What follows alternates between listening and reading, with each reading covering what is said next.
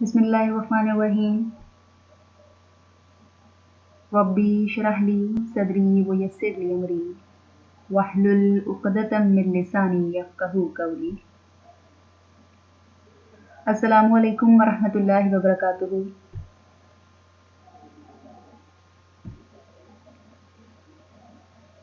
अदबियात के सबक के दूसरे हिस्से के साथ मेरा खान आपसे मुखातिब हूँ। उम्मीद है आप सब लोग बखैर व आफियत होंगे और अपनों के दरमियान महफूज होंगे।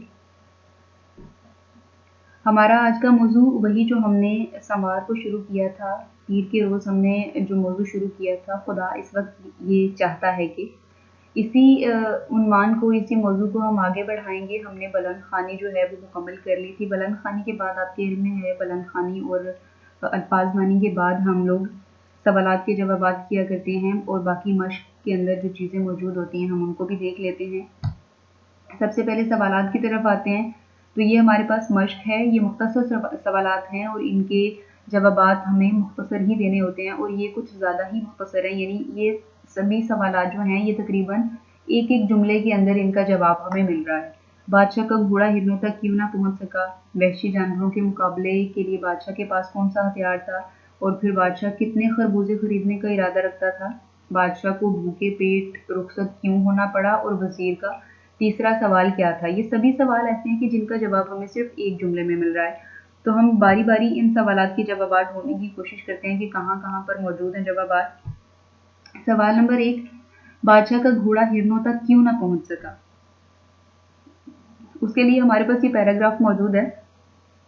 सवालात के जवाबात आपके इल्म में है कि बिल्कुल उसी तरह हुआ करते हैं जिस तरह से फर्ज करें कि आपके पास तफहीम का कोई पैराग्राफ मौजूद है और सवालात पढ़कर आप उसके जवाब ढूंढ रहे होते हैं। तो बाज़-औक़ात ऐसा होता है ना कि बिल्कुल एज इट इज़ या बिल्कुल उसी तरह के अल्फाज हमारे पास मौजूद नहीं होते हैं। हमें अल्फाज को आगे पीछे भी करना पड़ जाता है या फिर यूँ भी होता है कि बाज़-औक़ात हमें अल्फाज तब्दील करना पड़ जाते हैं। तो इसका भी बिल्कुल वही हाल है। ये भी आप यूँ समझ लें कि तफहीम भी इस तरह होती है, या फिर आप ये समझ लें कि हमारे जो असबाक होते हैं वो भी तफहीम ही की तरह के होते हैं। तो इसमें भी आपको बिल्कुल तीसरी लाइन पर इसका जवाब नज़र आ रहा होगा कि हिरन ऐसे तेज़ रफ्तार थे। यानी वजह क्या थी कि बादशाह का घोड़ा उन तक क्यों ना पहुंच सका। हिरन तेज़ रफ्तार थे जिसकी वजह से बादशाह का घोड़ा उन तक ना पहुंच सका। जहाँ पे आप देखें कि जवाब जो है वो बिल्कुल सवाल के मुताबिक नहीं आ पा रहा, तो फिर आप अपने अल्फाज में उसको तब्दील भी कर सकते हैं। सवाल नंबर 2 है, वहशी जानवरों के मुकाबले के लिए बादशाह के पास कौन सा हथियार था। जब हम लोग बुलंद ख़ानी कर रहे थे तो उसके अंदर मैंने आपको मुख्तलिफ जवाबात जो हैं वो उसी वक्त बता दिए थे कि इनको जहन में रखिएगा, क्योंकि इसमें से बहुत से जुमले ऐसे हैं जो कि सवालात के जवाब में भी इस्तेमाल हो रहे हैं। जिस तरह से वहशी जानवरों के मुकाबले में बादशाह के पास क्या था। पैराग्राफ भी हम देख लेते हैं। बिल्कुल आखिरी लाइन में हमें इसका जवाब मिल रहा है कि उसके पास एक तलवार थी जिससे वो वहशी जानवरों का मुकाबला कर सकता था। उसके बाद सवाल नंबर 3, बादशाह कितने खरबूजे खरीदने का इरादा रखता था। ये भी मैंने रीडिंग के दौरान ही आप पे वाज़ेह किया था कि उसको कितने खरबूजे चाहिए थे, ज़्यादा नहीं। वो कीमत अदा करके 2-4 जो खरबूजे हैं वो खरीदने का इरादा रखता था। ठीक है, इसी तरह से आप लोग जो कीवर्ड्स होते हैं ना, जो चंद अल्फाज होते हैं जिन अल्फाज की मदद से आप सवाल के साथ मिलाकर उसका जवाब बना सकते हैं, सिर्फ वो चीज़ें देख लिया करें। बाकी तो सवाल के अंदर भी तकरीबन जवाब सारा मौजूद होता है, सिर्फ आपको चंद अल्फाज उसके अंदर लिखने होते हैं। बिल्कुल एक एक लाइन के जवाब आता है, एक एक जुमला आपको लिखना है। सवाल नंबर 4 है, बादशाह को भूखे पेट रुखसत क्यों होना पड़ा।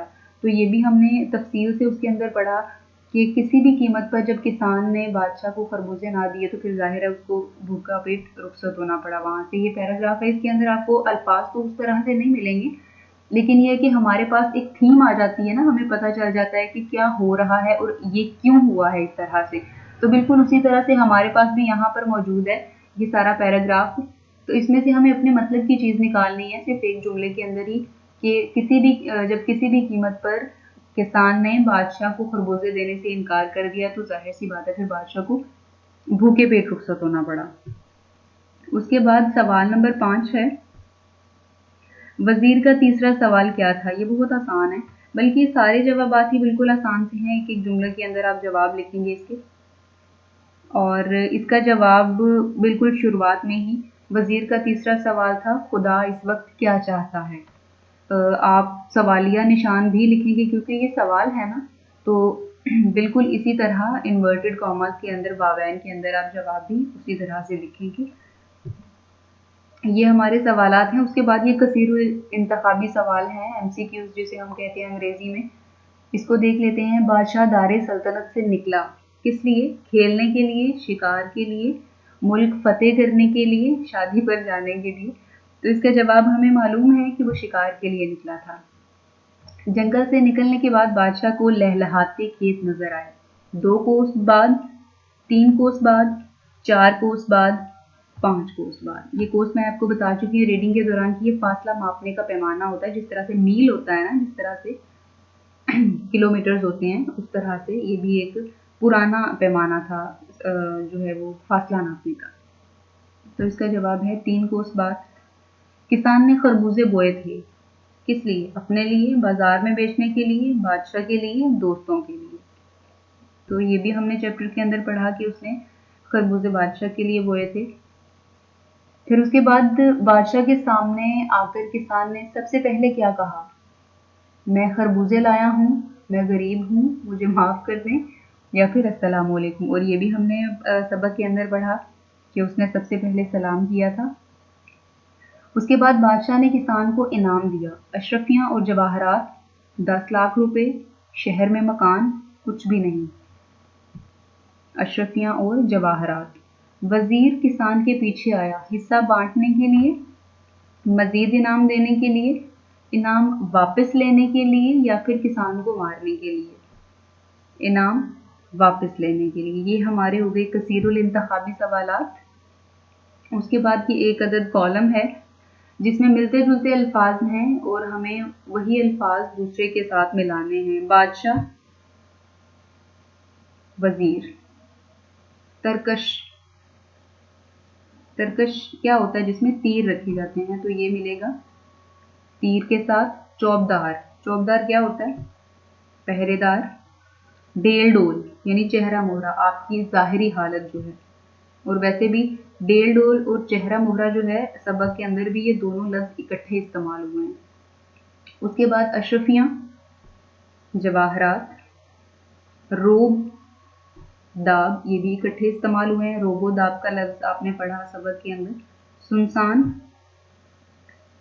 बियाबान। ठीक है जी, ये कॉलम हमारा हल हो गया। अगले सवाल की तरफ चलते हैं। दर्ज झेल अल्फाज तरकीब को जुमलों में इस्तेमाल करें। ये सवाल आपकी वर्कशीट में भी मौजूद है।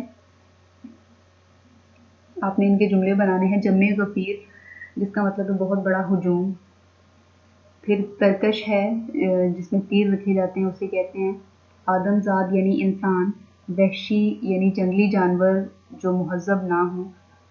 सूरत, सूरत कई मानों में इस्तेमाल होता है, यानी ज़ाहिरी शक्ल सूरत के लिए भी, वैसे भी कोई सबब के लिए भी इस्तेमाल होता है। ये आप दोनों तरह से इसका जुमला बना सकते हैं। इसरार यानी किसी चीज़ के लिए ज़िद करना। शिद्दत यानी किसी चीज़ की कसरत होना। वाक़या यानी कोई भी वाक़या, कोई भी कहानी। तो इनके मतलब मैं दोबारा से बता चुकी हूँ, जिनके आपको जुमले बनाने हैं। उसके बाद खाली जगह मौजूद है हमारे पास। नंबर 1 पर, चलते चलते उसे खरबूजों का डैश नजर आया। खरबूजों का क्या था? खेत। वो अपने डैश के सारे तीर चला चुका था। तीर किसके रखते हैं? ये आपको ऊपर भी ये लफ्ज नजर आ रहा होगा, तरकश में तीर रखे जाते हैं। उसकी डैश बहुत कुछ बदल चुकी थी, यानी बादशाह जो था उसकी हालत वगैरह जो थी वो बदल चुकी थी जब वो जंगल से बाहर निकला। तो हालत के लिए एक लफ्ज इस्तेमाल हुआ है, हाल हुलिये के लिए, वो है हैयत। उसने घोड़े की डैश एक दरख्त से अटका दी। घोड़े की बाग, जिससे घोड़े को बांधा जाता है। बताओ जमीन की डैश कहाँ है? ये वो सवाल है, सवाल नंबर 2 जो वजीर ने किसान से किया था। जमीन की नाव यानी जमीन का वस्त, जमीन का दरमियान कहाँ पे है? ठीक है जी, ये हमारे सारे सवालात यहाँ पर हल हो गए।